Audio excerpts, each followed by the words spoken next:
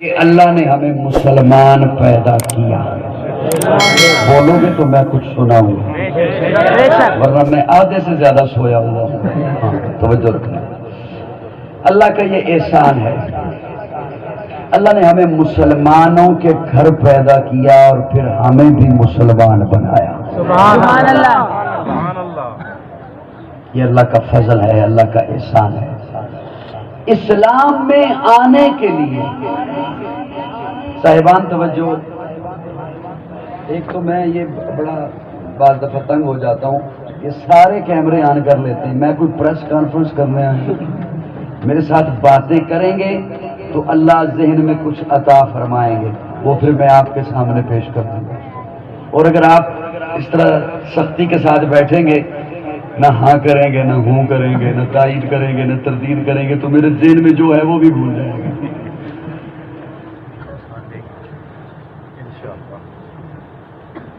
اسلام میں داخل ہونے کے لیے جو داخلی راستہ ہے وہ ہے لا الہ الا اللہ محمد الرسول اللہ. سبحان اللہ. بڑا سادہ سا پیغام شروع کرنے چلا ہوں, لیکن آپ بولیں گے, میرے سامنے چپ کر کے نہیں بیٹھنا, مجھے بات بھول جائے گی, یا پھر میں آنکھیں بند کر کے 6 نمبر پڑھ دوں گا.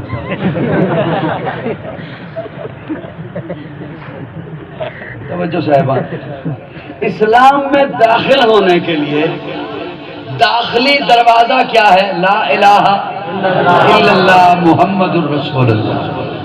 پھر آپ کو علماء کرام نے بتایا کہ افضل الذکر لا الہ الا اللہ.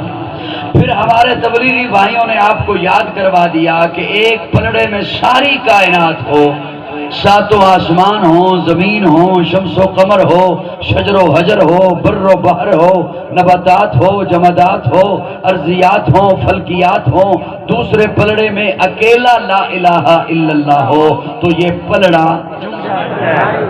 گلنا شروع کی تھی, یہ پلڑا وزنی ہے, بھاری ہے.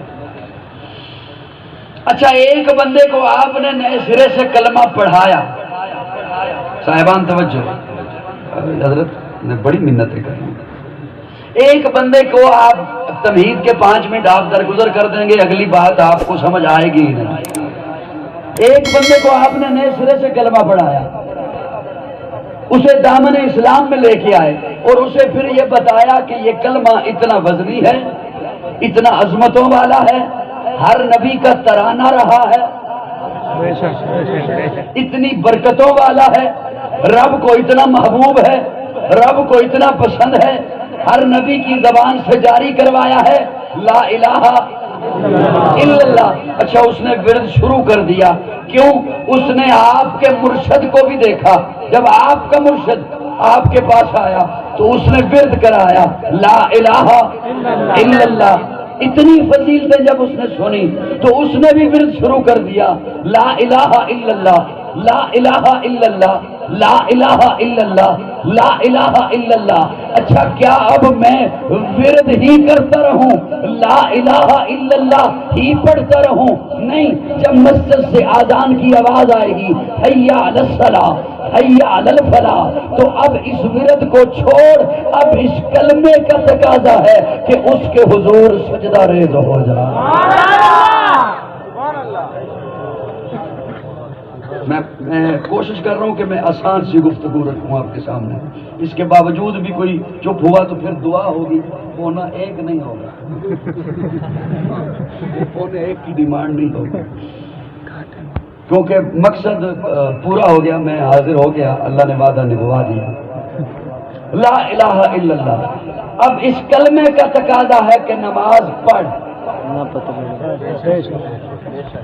تیری زندگی میں رمضان آ گیا, اب کلمے کا تقاضا ہے کہ روزہ رکھ.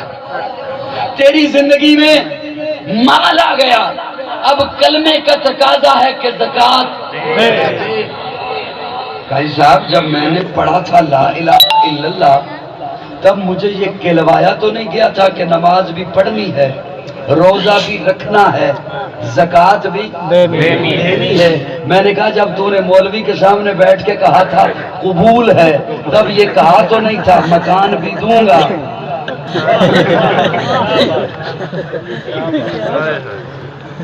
باتیں سمجھ آ رہی ہیں؟ کرا دو خیر ہی۔ تب یہ کہا تو نہیں تھا کہ کپڑے بھی دوں گا، تب یہ کہا تو نہیں تھا کہ روٹی بھی کھلاؤں گا، تب یہ کہا تو نہیں تھا کہ عزتوں کا رکھوالا بھی بنوں گا، تب یہ کہا تو نہیں تھا کہ راحتوں کا خیال بھی رکھوں گا۔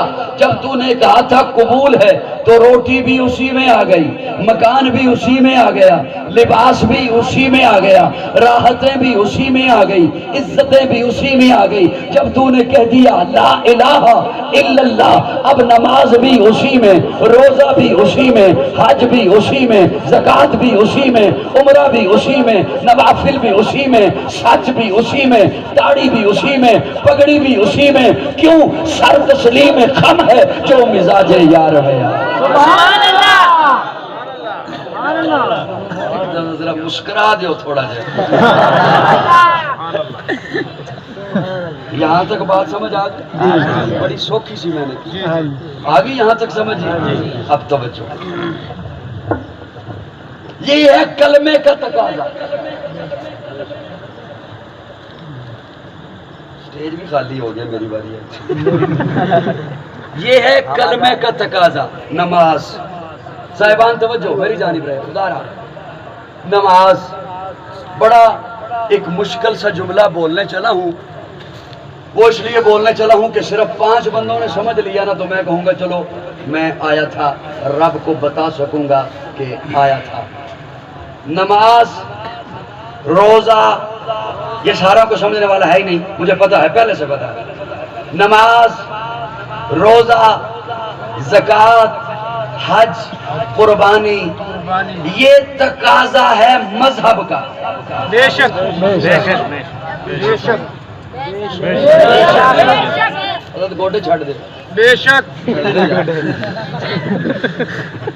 یہ تقاضا ہے انشاءاللہ میں جو کہہ رہا ہوں وہ بولیے، یہ تقاضا ہے مذہب کا۔ مذہب کا۔ لیکن مسئلہ یہ ہے کہ اسلام مذہب نہیں، دین ہے۔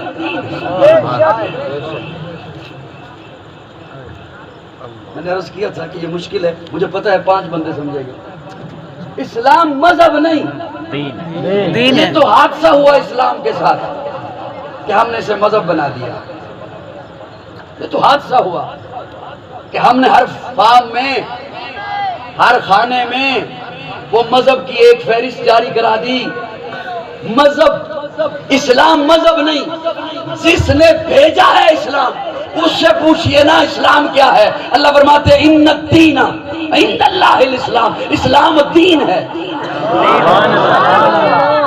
اب یہ لمبی بحث ہے کہ مذہب کیا ہوتا ہے اور دین، یہ پہلی کلاس میں تو نہیں نا سمجھ آتی بات، اس کے لیے 3-4 کلاسیں اور چاہیے، اور ابھی تو میں نے گفتگو شروع بھی نہیں کی۔ یہ ہے تقاضے مذہب کے۔ صاحبان توجہ، نماز، اب میں بالکل تمہید سے نکلنے لگا ہوں، میں نے محسوس کیا کہ مشکل بنے گی۔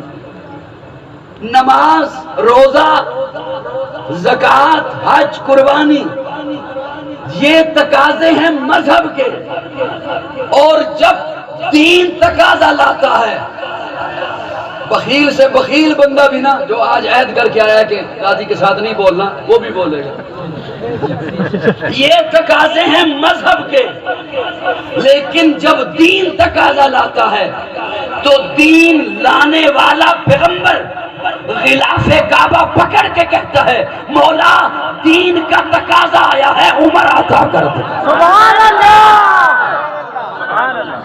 اللہ، عمر کا مانگنا مذہب کے تقاضے کے لیے نہیں تھا،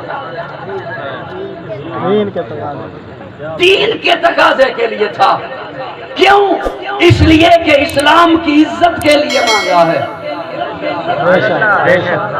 عمر کو اسلام کی عزت کے لیے مانگا ہے۔ مرد جلال مرد ہنر بھیجنا پڑا، اونچے بدن پہ اونچا ہی سر بھیجنا پڑا، سب سے بڑے نبی کی حفاظت کے واسطے فولاد سے بھی سخت بشر بھیجنا پڑا۔